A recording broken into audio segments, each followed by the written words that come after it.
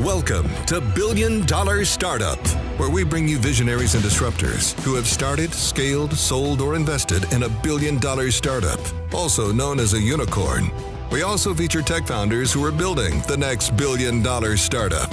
Billion Dollar Startup is a unique podcast sponsored by DragonX Capital, the venture capital firm that concentrates on seed and early-stage tech companies with the X factor. Ivan, to continue our conversation from last episode, we were talking about should you bootstrap or should you raise money from VCs? And let's say someone wants to raise money. How do they go to find venture capitalists? Do they just Google? I know the answer, but I have to ask, right? I have to ask from the audience behalf. How do they find these VCs and how do we even approach them? So the first question you have to ask is obviously what stage the company is in and how much they need to raise. Then you have to ask what sector they're in. So every venture fund has the following criteria: stage, check size, sector, and geography. So that means by the time you decide what stage you're in, pre-seed, seed, Series A, what sector you're in, and what geography you're in, and so on and so forth, and how much you want to raise, that gives you the profile of the VC you want to meet.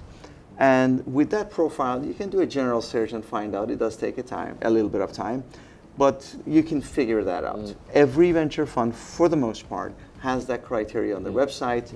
There's sources that you can have online. There's lots of them, and we can help with the audience with that later. That allows you to really do a search and find out which are the appropriate VCs for that profile. And the last thing a founder wants to do is sometimes, because we see these mistakes all the time, that they are pitching to the wrong VC. 100%. They have not done their homework. They're too lazy, right? They say a certain VC focuses on healthcare, and they've got a consumer thing. Yeah. They're like, hey, I'm looking for X amount of dollars. Well, we don't invest in that sector. Correct. It's a waste of your time, is a waste of their time. And it's also a complete lack of credibility because that entrepreneur will never be welcome in that fund again. No. So if you don't do your diligence up front before you get in front we're talking of someone, Google, go to the website, check out the portfolio. I mean, it takes you like 10 minutes. And one of the biggest ones is the check size. You're raising $2 million, you can't go to an HIG. Or you're raising a $30 million round, you can't go to a bullpen. So the check size is extremely important. Geography can be a little bit loose, but the check size and sector. For example, there are certain funds like us, we do software only.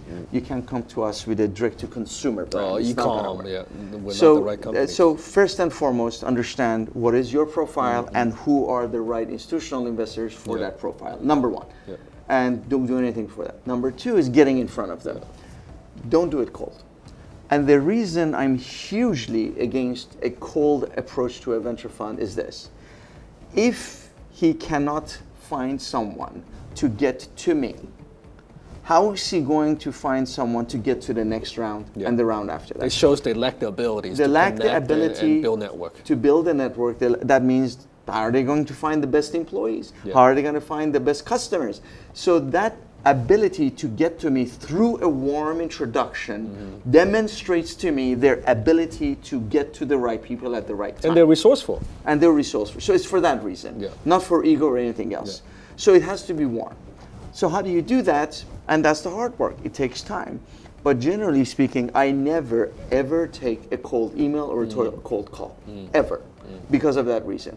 But if a friend that I know says, Ivan, I'd like to introduce you to someone, I will take it. Even if they're not the right fit for us, we will try to help them. Because it's a warm introduction. We're like, hey, we'll take a look, we'll talk to the CEO, we'll do some due diligence. So the other thing is when, let's say you have done the right profile, you have found the right profile venture funds for you, and you've gotten the right introductions to get in front of them. Make sure you check their backgrounds.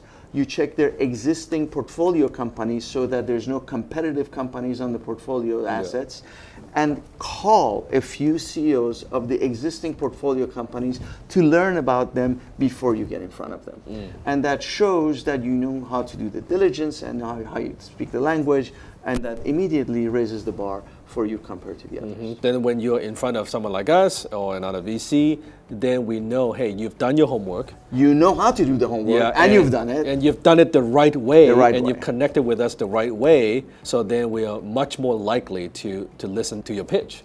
And the most important thing is at that point, it's not a question of whether we want this person or not. It's a question, is this the right team for us to back? Because all the other questions have already been. So that answers the question, where do you find VCs to pitch your next billion-dollar startup? Until next time, happy unicorn hunting. We appreciate you joining us for this episode of Billion Dollar Startup. Be sure to rate, review, and subscribe to the show. And visit DragonX.com for more resources based on today's topic, as well as for access to previous episodes. That's DragonX.com. Thank you for listening.